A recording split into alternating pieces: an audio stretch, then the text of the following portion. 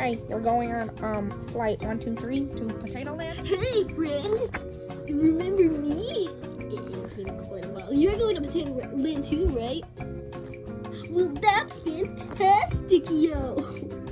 I mean, I guess we should probably go and play before we miss our flight. So yeah, let's go. Okay, honey ho, here's your seat, bro. I don't really know what to say, bro. I'm gonna go play this now. Good morning or good afternoon, passenger.